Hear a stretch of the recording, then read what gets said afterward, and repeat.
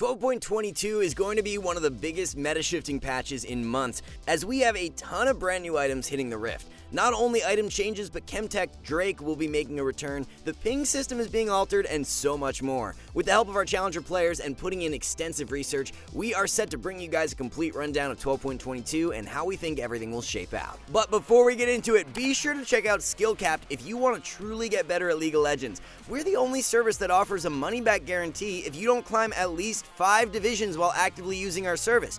We do this because our service really does work, and if it doesn't work for you, you shouldn't pay. Learn more at the end of this video or click the link in the description below. The Space Group skin line will be issued 7 new additions for this upcoming patch, as Gragas, Lissandra, Nami, Ornn, Taric, Teemo, and Twisted Fate are each receiving a skin. Just based off solo queue play rate, it's not much of a surprise that Nami has been chosen to receive the Prestige Edition. Top lane will be the role that sees the biggest shift in meta for 12.22 as tank items are being completely reworked. We will have a full itemization guide out for you guys tomorrow, so be on the lookout for that. In short, there are 3 new tank mythic items, while Sunfire and Chemtank are being demoted to legendary items. The first new mythic is Heartsteel, which provides a crazy amount of health, and its passive offers a burst damage. We're looking at tanks who scale with health to thrive the most with Heartsteel, so Sion, Zac, Mundo, and Tahm Kench are ones to watch. Radiant Virtue is exactly what you'd expect for a tank mythic with some health, armor, magic resist, and haste. The passive is what will set it apart though, as it provides you with bonus stats for yourself and your team whenever you use your ultimate. Tanks who are very ult reliant and love to teamfight will find the most success with Radiant Virtue, so Ornn, Shen, Kled, and Malphite are a few to watch. Jak'Sho the Protean is the third and final new tank mythic, and it's going to be the strongest skirmishing tank item. Its passive provides ramping effects to where you become tankier the longer you last in fights. Udyr, Mordekaiser, Cho'Gath, and Singed will be really interesting with Jak'Sho.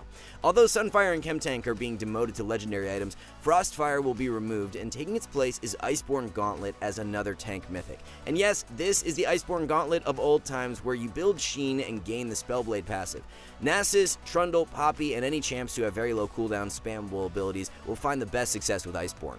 All in all, the new passives on tank items are way more interactive and should lead to a rise in power for tanks as a whole. It's difficult to say which tanks will benefit the most, but what we know for sure is that tank play rates will rise a ton. This means champions who play well into tanks are going to see a nice spike in power. Fiora and Camille are 2 fighter top laners we expect to rise up, as there are some bruiser item changes that will benefit them even further. Since we're on the topic of Fiora and Camille, let's have a look at the bruiser item changes. Spear of Shojin will be making a triumphant return for Season 13, but it's not going to be as bonkers as before.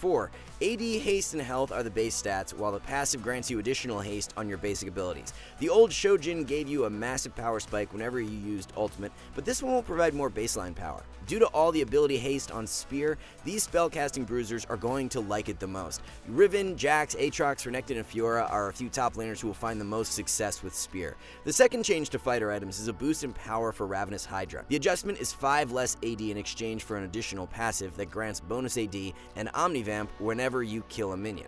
This bonus is doubled upon killing a champion, cannon minion, or large monster. Snowball power of certain fighters is going to become pretty ridiculous now. Fiora and Camille not only being good into tanks, but also getting this buff will put them at the top of the tier list. Renekton is another one to watch, as he has the potential to do well with both Shojin and Ravenous. The top lane tier list for preseason is likely going to be all over the place with these new item changes, but for now, we have Nasus, Mordekaiser, Shen, and Darius as the OP picks. We mentioned how Fiora and Camille will be loving the fact tanks will see a spike in play rate, but there are a few others as well. Nasus has always loved playing into tanks, as it's easier for him to farm up in lane. Mordekaiser is also a great answer to a ton of tank top lane picks, so he's going to be a great option. Of course, Darius, with his true damage and ability to thrive in extended skirmishes, will be in a really good spot as well. Jax and Riven were 2 of the best Spear of Shojin users when the item was in the game before, so we expect for them to see a nice boost in power. Top 3 low elo carries for top lane are Garen, Mordekaiser, and Nasus. Best bans of the patch are Darius, Fiora, and Nasus. The only direct champion change for jungle that we are aware of is a quality of life buff to Lilia. Lilia's base health will be reduced from 625 to 605, while her health growth is increased from 104 to 105. The big one is that Lilia will now be classified as a melee champion instead of ranged. So what does this mean exactly? Demonic Embrace's burn passive is twice as effective for melee champions as it is for ranged, and since Demonic is a core purchase on Lilia, she's going to get a lot stronger classified as a melee character. Not only Demonic, but the Keystone Rune Conqueror is more valuable on melee champions, so this is a bigger buff than it may seem on paper. Lilia is also one of the best junglers at dealing with tanks due to her consistent damage, along with the core build of Liandry's and Demonic Embrace. For all these these reasons, we expect Lilia to jump up in priority for preseason, and we'll be moving her into S tier on the solo queue tier list. 3 brand new jungle items are being introduced for preseason, and they are super unique like we've never seen before.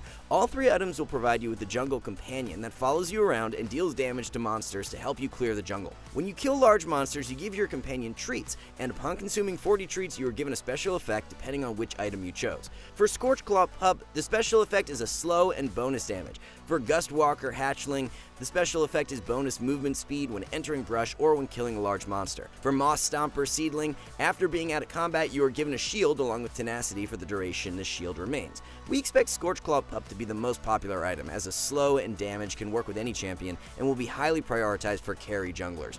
Gustwalker Hatchling is a really interesting one because when testing on PvE, the movement speed persists for a short while even after exiting brush, so for champions that like to flank, it should be a really good option.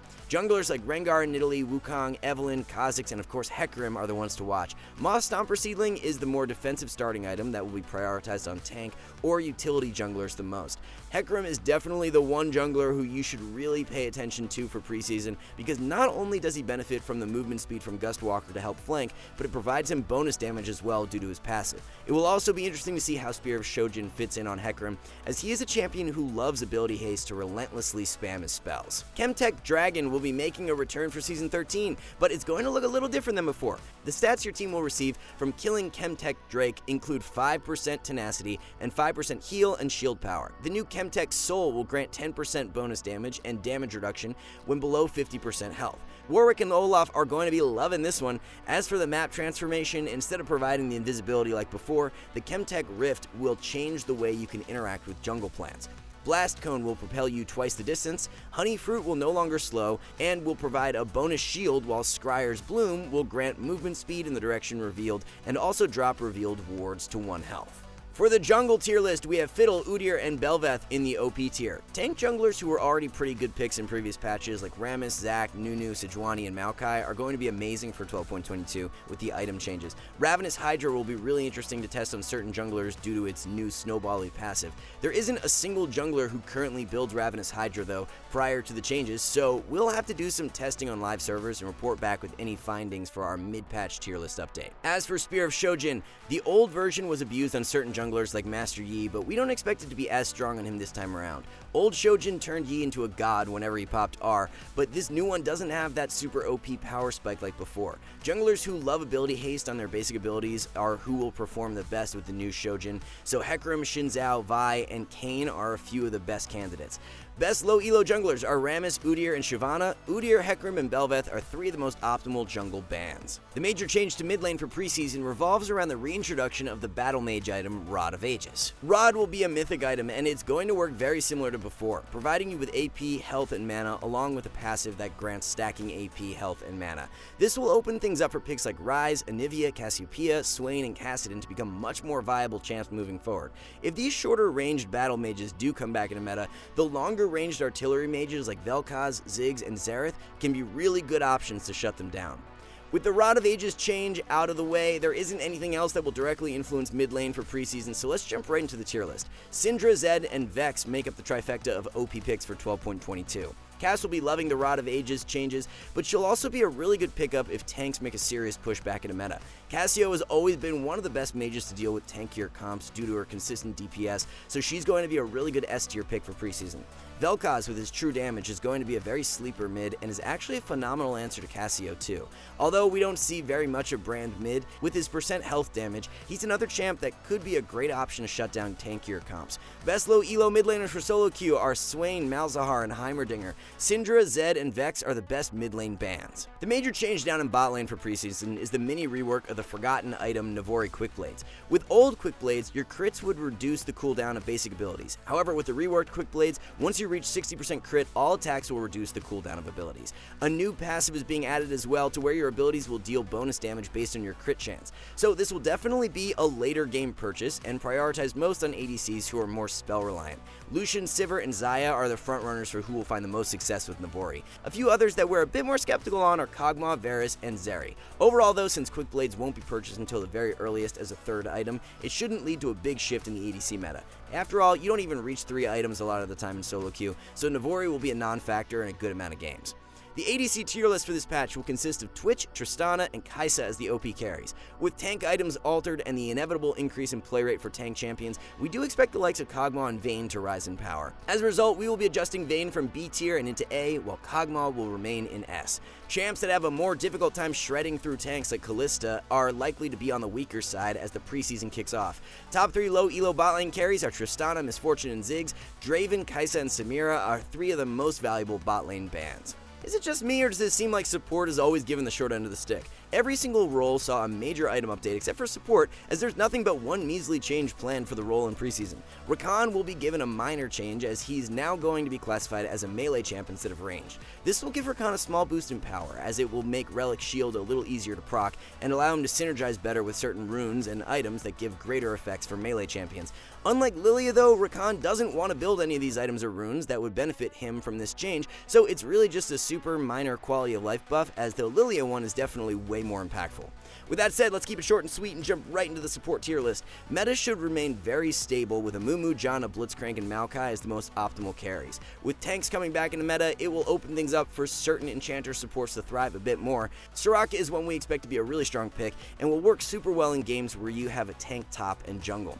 Taric is absolutely nuts when paired with hard engaged tanks, so he's going to be a really good S tier pick. The most optimal low elo supports are Amumu, Maokai, and Zyra. Janna, Amumu, and Blitzcrank are 3 of the best support bans. Alright guys, before we wrap this up, let's tell you a little more about SkillCapped. So, we offer a 5-division rank up guarantee, and think that's a pretty crazy thing to offer. It's like a gym membership guaranteeing you'll get ripped. Your local gym would go bust if they offered that, right? Not us. We've offered this for years because our service really does work. It works so well, in fact, that we're able to produce by far the largest catalog of premium league guides on the internet. We add over 20 videos a week, with over 1,600 guides curated into over 100 courses no one can compare. We've also sent challenger players into Elo Hell 714 times and counting, where they commentate how to carry live. They also respond to all questions asked. Sign up today for as little as $6.99 a month if you are serious about improving.